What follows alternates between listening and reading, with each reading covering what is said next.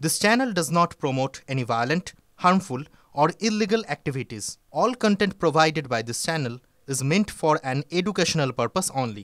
উনি পরিষ্কার করে বললেন কি, খেয়াল করে দেখুন, 1 2 3 করে খেয়াল করে দেখুন। উনি বললেন যে একটা মিসইন্টারপ্রিটেশন হয়েছিল তার গতকালের বক্তব্যে, সেই জন্য তিনি ক্লিয়ারলি ক্ল্যারিফাই করে দিয়েছেন যে এটা sensation of push from behind, এক ধরনের অনুভূতি পেছন থেকে ধাক্কা দেওয়ার, which led to the fall, সেইটার জন্যই পড়ে গেছেন। একটা অনুভূতি, পেছন থেকে ধাক্কা খাওয়ার একটা অনুভূতি, এবং তার ফলে তার এই পতন, তারপরেই আঘাত লাগা। এই অবধি তো ব্যাপারটা ঠিক আছে। মাঝখানটা রিপোর্টার কি জিজ্ঞেস করলেন? রিপোর্টার জিজ্ঞেস করলেন তার মানে এটা অ্যাকচুয়ালি হয়নি। উনি কি বললেন? দ্যাট আই ক্যানট সে, তিনি এটা বলতে পারবেন না। মানে ওই পেছন থেকে ধাক্কার এবার একটা অনুভূতি, sensation of push from behind, এই সেন্সেশন কথাটা কালকে লিখতে ভুলে গেছিলেন বোধহয়, সেটাই ক্লারিফিকেশান হিসেবে দিলেন। কিন্তু যখন আরেকটু ক্লারিফিকেশান নেওয়ার জন্য, মানে কোনো ভুল বোঝাবুঝি না থাকে, সেই জন্য রিপোর্টার জিজ্ঞেস করলেন যে তাহলে সত্যি সত্যি বিষয়টা ঘটেনি, এটা জাস্ট মনে একটা অনুভূতি মনে হয়েছে, আসলে পেছন থেকে ধাক্কা নেই। উনি তখন বললেন এটা বলা যায় না। তাহলে বলাটা কি যায়, কি বোঝালেন তিনি? যেটা বললেন তার মানে তারও জটিল হয়ে গেল। মানে কোথাও যে পেছন থেকে ধাক্কা মারা হচ্ছে, এই বিষয়টাকে তিনি তো উড়িয়ে দিতে পারলেন না। এবার পেছন থেকে কেউ যদি ধাক্কা কাউকে দেন, কথার কথা বলছি, তাহলে তো তার যে অনুভূতিটা হবে সেটা তো অবশ্যই পেছন থেকে একটা ধাক্কার অনুভূতি। এই গোটা ব্যাপারটাই ভুল নেই। তাহলে কি গতকাল তিনি যেটা বলেছিলেন সেই জায়গাতেই স্টিক করে থাকলেন? ক্ল্যারিফিকেশান দেওয়ার জন্য একটা মাঝখানে শব্দ যোগ করলেন, যেটা ওই ধাক্কা পেছন থেকে কেউ দিলে যে অনুভূতিটা হয় সে অনুভূতির কথাটা বললেন, কিন্তু ধাক্কাটা আদৌ এটা পুরোটাই অনুভূতি, একটা শারীরিক অসুস্থতার কারণে হয়তো কারোর মনে হলো হঠাৎ ভেতর থেকে এমন একটা কিছু হলো, তিনি সামনের দিকে ছিটকে গেলেন, মনে হলো তার যে এটা অনুভূতি, আসলে পেছন থেকে ধাক্কা নেই। সেই জায়গাটাতে দাঁড়িয়ে তিনি পরিষ্কার করে বললেনই না, বরঞ্চ এড়িয়ে গেলেন পেছন থেকে ধাক্কা ছিল কি ছিল না। এইটুকুনিতে যদি এত জটিলতা সৃষ্টি না হয়, খেয়াল করে দেখুন, মুখ্যমন্ত্রীর ক্ষেত্রে ব্যাপার তো, মুখ্যমন্ত্রীর বিষয়ে ছোট থেকে আরও ক্ষুদ্রতর জিনিস যেগুলো আছে সেগুলো তো লোকজন অনেক বেশি সচেতন হয়ে গোটা বিষয়টার কাটাছেঁড়া করেন। তো এটাতে খটকা লাগবে না?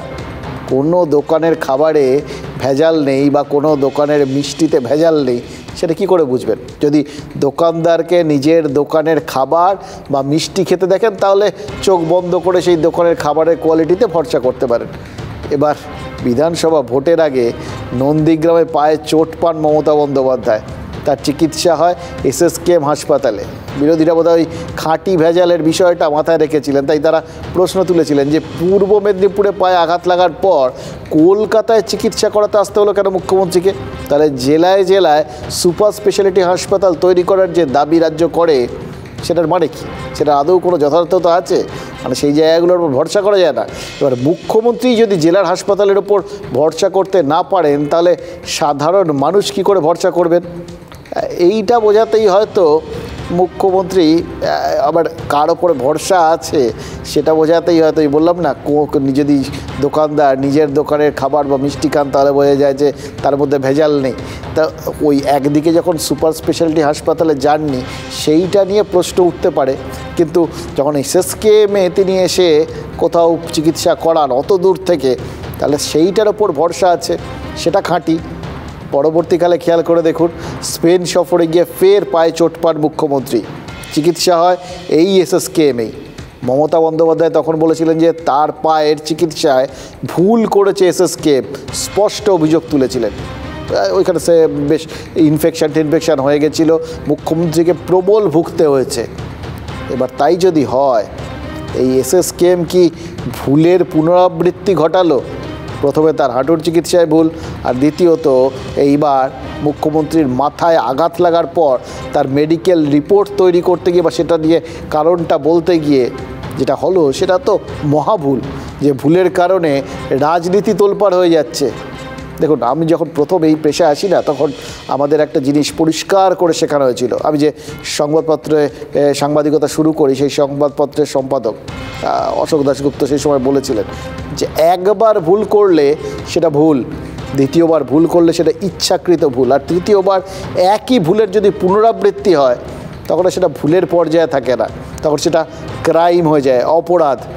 আমাদের এইভাবেই বুঝিয়েছিলেন যে তোমরা যেন ওরমভাবে ভুল করতে যেও না, একবার ভুল করলে ছেড়ে দেবো, দ্বিতীয়বার ভুল করলে পেনাল্টি তো হবে, কারণ ওটা ইচ্ছাকৃত ভুল বলে ধরবো, আর যদি তৃতীয়বার ভুল হয় তখন ধরবো ওটা ক্রাইম করেছে, তখন শাস্তি পেতে হবে, একদম তাড়িয়ে দেওয়ার মতো আর কি। এইভাবেই ব্যাপারটা আমাদের বোঝানো হয়েছিল। এবার SSKM হাসপাতাল এই যে দ্বিতীয় ভুলটা, এইটা কি ইচ্ছাকৃত ভুল নাকি ক্রাইম করলো, এটা অভিঘাত দেখে আপনারাই ঠিক করে নিতে পারেন। দেখো, তৃণমূলের, এবং শুধু অবশ্য ওদের দোষ দিয়ে লাভ কি, এই মানে গোটা বিষয়টা নিয়ে জল্পনা কল্পনা, ধোঁয়াশা, জটিলতা, এটা তৈরি করতে তো মানে আমি অসংখ্য সমস্ত সংশ্লিষ্ট পক্ষেরই দেখছি যাবতীয় উদ্যোগ রয়েছে গোটা বিষয়টাকে যতটা সম্ভব জটিল আর ধোঁয়াশাপূর্ণ করে দেওয়া, যে যত পারে প্রশ্ন তোলার রাস্তা করে দিচ্ছেন। খেয়াল করে দেখুন, তৃণমূলের মুখপাত্রে লেখা হয়েছে যে শোকেস ধাক্কা লেগে মুখ্যমন্ত্রীর কপালে ক্ষত তৈরি হয়েছে, অথচ রাজ্যের মন্ত্রী শশী পাঁজা তিনি বলছেন মুখ্যমন্ত্রী হয়তো হোঁচট খেয়ে পড়ে গেছিলেন, সে তখনই তার কপালে আর নাকে আঘাত লাগে।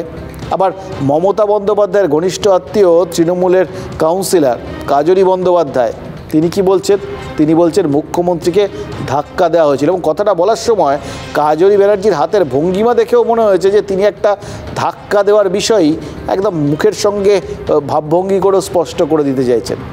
সব ভিন্ন ধর্মী মতামত, এর মধ্যে কোনটাকে ঠিক আর কোনটাকে ভুল বলে ধরবো বলুন তো?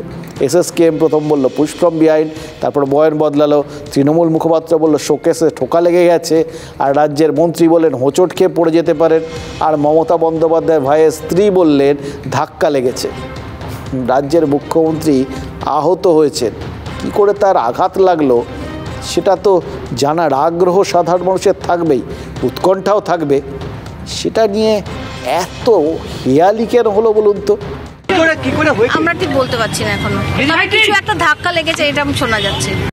এটা পুশ করার বিষয় নেই, কেউ নেই এইসব।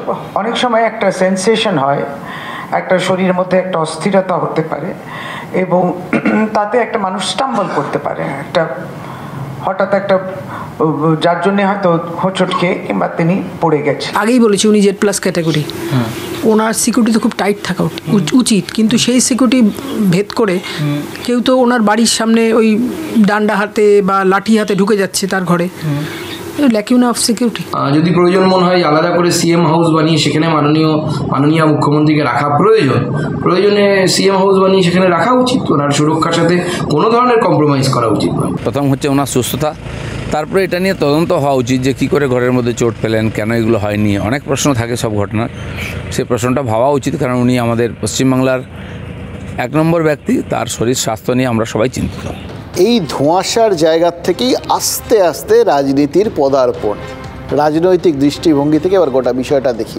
মানে দেখুন, আফটার অল তৃণমূল নেত্রী তিনি রাজ্যের মুখ্যমন্ত্রী, রাজনীতি বাদ দিয়ে তো গোটা বিষয়টা কেউ একদম স্বাভাবিকভাবে দেখবেন বা গোটা ব্যাপারটার মধ্যে কোথাও কোনো রাজনৈতিক ছোঁয়া থাকবে না, এটা তো হতে পারে না। বিশেষ করে যেখানে এতগুলো হয়তো থাকতো না, যদি স্ট্রেট অ্যান্ড সিম্পল সব বক্তব্যগুলো একই দিকে যেত, তাহলে সবার মধ্যে কালকে যেটা বলছিলাম বারবার, উৎকণ্ঠা থাকতো এবং সৌজন্য থাকতো, এবং সবাই এটাই প্রার্থনা করতেন যত দ্রুত সম্ভব তিনি সুস্থ হয়ে উঠুন।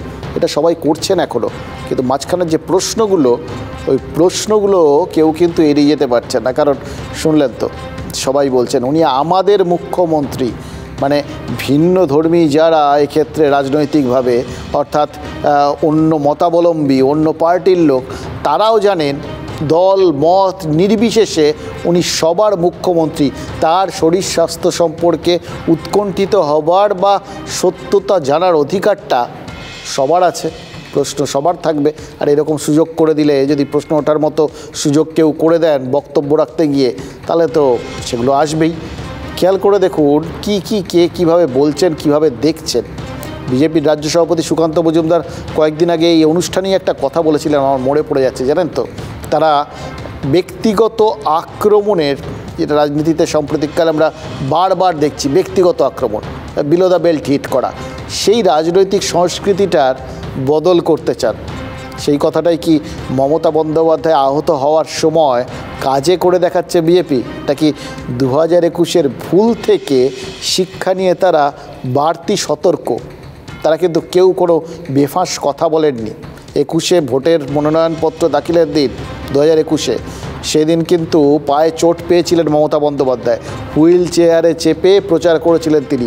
আর তা নিয়ে দিলীপ ঘোষের মতো নেতা যে মন্তব্য করেছিলেন তা তো সোশ্যাল মিডিয়ায় ভাইরাল হয়ে গেছিল।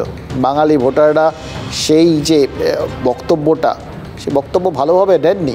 তাদের কাছে এটা মনে হয়েছিল যে এটা অত্যন্ত অসংবেদনশীল একটা মন্তব্য। তারা সেই মন্তব্যের নিন্দাই করেছিলেন। আর ভোটের রেজাল্টে তার মাসুল কিন্তু বিজেপিকে গুনতে হয়েছিল, ওই 200-200 ভেবে আলটিমেটলি 77-এ গিয়ে আটকে থাকতে হয়েছিল। এবার এই একই রকম ক্ষেত্রে এবার অন্তত বিজেপি কিন্তু কোনো রকম এই ঝুঁকি বা কোনো রকম সৌজন্যের রাস্তা থেকে যে সরবে না, সেটা তো শুনলেন। সুকান্ত মজুমদার একদম কালকে যখন ঘটনা ঘটেছে তার পরেই বলেছিলেন, অত্যন্ত সুন্দর একটা প্রতিক্রিয়া দিয়েছিলেন, সুচিন্তিত প্রতিক্রিয়া। এবং দিলীপ ঘোষ, তিনিও কোনো ভুল করেননি। দলমত নির্বিশেষে সকলেই এমনিতে চাইছেন, আমি যেটা বললাম, যে উনি দ্রুত সুস্থ হয়ে উঠুন, আমাদের মুখ্যমন্ত্রী সেরে উঠুন। তবুও আরও কয়েকটা কথা না বললেই নয়, জানেন তো। কারণ হাজার হোক তিনি আমাদের মুখ্যমন্ত্রী, তিনি যেভাবেই হোক পড়ে গেছেন, তার মাথায় আঘাত লেগেছেন, এইটা পর্যন্ত অনভিপ্রেত এবং এটা না হলেই ভালো হতো, এটা আমাদের মনে হচ্ছে। এই পর্যন্ত আমরা বুঝতে পারছি। কিন্তু তার পরের জিনিসগুলো যেগুলো বুঝতে পারছি না, যেহেতু তিনি আমাদের মুখ্যমন্ত্রী, তাই সেগুলো জানার বা সেগুলো নিয়ে প্রশ্ন তোলার অধিকার বোধহয় আমাদের আছে। এড়িয়ে যাওয়া উচিত না। আফটার অল মুখ্যমন্ত্রীকে নিয়ে প্রশ্নগুলো, মুখ্যমন্ত্রীকে হাসপাতালে নিয়ে যাওয়ার আগে প্রাথমিক চিকিৎসাটুকু দেওয়া গেল না। অনেক ডাক্তার বন্ধু আমাকে হোয়াটসঅ্যাপ করেছেন, জানেন তো। সবার মনে এটা সংশয়, অনেকে সোশ্যাল মিডিয়ায় লিখছেন। এই বিষয়গুলোকে তো এড়িয়ে যাওয়া যায় না। নিয়ম কি বলে যে মুখ্যমন্ত্রীর কাছে সর্বক্ষণ একজন চিকিৎসক, একজন নার্সিং স্টাফ থাকার কথা। তারা কি করছিলেন? বা সেটা বাদ দিল, আপনার আমার ঘরে কেউ যদি পড়ে ঠরে যান, মাথা টাথা ফেটে যায়, তাহলে তো সবার আগে ওই রক্ত বন্ধের চেষ্টা হয়, কিছু চেপে দেওয়া হয়, ফার্স্ট এডের ব্যবস্থা দেওয়ার চেষ্টা হয়। মুখ্যমন্ত্রীর সঙ্গে সবসময় অ্যাম্বুলেন্স থাকার কথা। তাহলে আলটিমেটলি কেন অভিষেক বন্দ্যোপাধ্যায়কে উদ্যোগ নিয়ে মুখ্যমন্ত্রীকে গাড়ি করে হাসপাতালে পৌঁছে দিতে হলো? চিকিৎসকরা বলেন যে মাথায় আঘাত লাগলে, বিশেষ করে রক্তক্ষরণ হলে, সেটা কতটা বড় কি তার অভিঘাত, সেটা যতক্ষণ পর্যন্ত নিশ্চিত হওয়া যাচ্ছে কোনো রকম ঝুঁকি নেওয়া উচিত না। অ্যাম্বুলেন্সে করে বা স্ট্রেচারে শুইয়ে নিয়ে যাওয়া উচিত। অথচ মুখ্যমন্ত্রী এসএসকেএমে গাড়িতে পৌঁছলেন এবং প্রথমে তাকে উডবার্ন ওয়ার্ডে, পরে ওই নিউরো সার্জারির ওপিডিতে যে নিয়ে যাওয়া হলো, আমরা দেখলাম মাথায় ব্যান্ডেজ বাঁধা হয়েছে তখন, কিন্তু তাকে হুইল চেয়ারে করে বসিয়ে নিয়ে যাওয়া হচ্ছে। আমার এক ডাক্তার বন্ধু বলছিলেন যে মানুষটার মাথায় আঘাত লেগেছে, যার রক্ত ঝরেছে এবং যার স্ক্যান করতে হচ্ছে, তাকে এইভাবে হুইল চেয়ারে করে নিয়ে যাওয়া, এই একটা জায়গার থেকে আরেকটা জায়গায় এরকম ভিড়ের মধ্যে এইভাবে, এটা তাদের অভিজ্ঞতায় এটা একটা অদ্ভুত দুর্বোধ্য লেগেছে আর কি। কে করলেন, কেন করলেন, কার সিদ্ধান্ত, এরা কেউ কিচ্ছু বুঝে উঠতে পারছেন না। এটা পুরোটাই কি মানে কি বলবো, যে শুরু থেকে শেষ পর্যন্ত গোটা গল্পটার মধ্যে কি একটা ক্যাজুয়াল ভাব রয়েছে। খেয়াল করে দেখুন, মানুষটার কপাল থেকে রক্ত ঝরছে, নাকে মুখে রক্ত লেগে রয়েছে। এই ছবি তো পোস্ট করা হয়েছে, তৃণমূলের তরফ থেকেই পোস্ট করা হয়েছে। সেই ছবিটা হাসপাতালে ঢোকার পরেও রয়েছে। তার আগে তাকে মানে ছবি পোস্ট হওয়ার আগেই তার প্রাথমিক চিকিৎসা করাটা কি বেশি জরুরি ছিল না? মমতা বন্দ্যোপাধ্যায় আহত হওয়ার পর তাকে এইভাবে হাসপাতালে নিয়ে আসা হলো, তিনি এই রকম রক্তাক্ত, তারপর তাকে হুইল চেয়ারে করে ঘোরানো হলো এবং তারপরে একটা ওই মেডিকেলের বয়ান দেওয়া হলো। এই পুরো জিনিসটা হলো কিসের জন্য বা কার জন্য এত এরকম ক্যাজুয়াল ভঙ্গি দেখা গেল, যার থেকে এতগুলো প্রশ্ন তৈরি হলো? এটা কি আপনি আমি আমাদের কারুর মাথায়, কারুর সাধারণ বুদ্ধিতে কোনো ব্যাখ্যা পাওয়া যাচ্ছে বলুন তো? দিদির কাছে তো সব ওষুধ আছে। আমি বিনীতভাবে দিদির ভাইয়ের বউদের বলবো, ওদের সঙ্গে আমার তুই তোকারি সম্পর্ক। যে তোরা কি কেউ দিদির মুখের রক্তটা পুছে দিতে পারলি না? আর যারা ছবিটা দিয়েছেন তারা এই জন্যে যে সকলকে বলার জন্যে যে হ্যাঁ এটা হয়েছিল, এই দেখো রক্তপাত হয়েছে, এটা তো ডাক্তারও বলতে এটা বাঞ্ছনীয় নয়, ওটা বাঞ্ছনীয় নয়, ঠিক বোঝা গেল না। প্রধানমন্ত্রী ওই গুফায় বসে থাকবেন কোথায় হিমালয়াতে গিয়ে, তখন ওখানে ক্যামেরা থাকে কেন? মেডিকেল টিম কোথায় ছিল? আশ্চর্য ব্যাপার, মুখ্যমন্ত্রী যখন ব্যক্তিগতভাবে ঘরের মধ্যে থাকবেন তো তখন কি নিরাপত্তা রক্ষীরা ঘরের মধ্যে থাকবে নাকি? হয় নাকি বাড়ির মধ্যে? শকুনের রাজনীতি করছে এই বিজেপি এবং বিরোধীদের কেউ কেউ। দেখুন, মুখ্যমন্ত্রী, পুলিশ মন্ত্রী, মুখ্যমন্ত্রী নিরাপত্তায় পুলিশের তরফে কোনো ভুলচুক থেকে গেল কি না সেটা নিয়ে প্রশ্ন এখন অবধি কেউ তোলেননি আর কি, সেইভাবে তো একদমই তোলেননি। কিন্তু আজ সকালে পুলিশ কমিশনার বিনীত গোয়েল, মুখ্যমন্ত্রীর ডিরেক্টর সিকিউরিটি, ডিসি সাউথ, এরকম সমস্ত উচ্চপদস্থ পুলিশ কর্তারা সবাই মিলে ওই মুখ্যমন্ত্রীর বাড়িতে গিয়েছিলেন বলে শোনা যাচ্ছে। এবার সেটা সৌজন্য সাক্ষাৎকার হতেই পারে, মুখ্যমন্ত্রীকে দেখতে তারা যেতেই পারেন, কিন্তু একই সঙ্গে এটাও তো জানা যাচ্ছে মুখ্যমন্ত্রীর পরিবারের তরফে বা পুলিশের তরফে ঘটনা নিয়ে কোনো এফআইআর দায়ের হয়নি। তাহলে বিষয়টাকে নিছক দুর্ঘটনা বলেই ধরে নেওয়া যেতে পারে। কিন্তু আপাতত এই কথাগুলো তাহলে আর বেশি নাড়াঘাটা করার কোনো মানে হয় না। যে প্রশ্নগুলো উঠল সেই প্রশ্নগুলো তাহলে আপাতত থাক, কারণ গোটা বিষয়টা নিয়ে আর কোনো যে প্রশাসনিক স্তরেও যে চাপান উত্তর বা তদন্ত কোনো কিছুই হচ্ছে না। তাহলে এই আপনাদের আপনার মনে যে মানে প্রশ্নগুলো উঠছে, যেগুলো সোশ্যাল মিডিয়া চারপাশে ছাপিয়ে বেড়াচ্ছে, সেগুলো আপাতত থাক, ওগুলো নিয়ে আর নাড়াঘাটা করে লাভ নেই। আপাতত ওই অন্য সেই সব কথাগুলোকে বলি যে কথাগুলো আজ না বললেই নয়।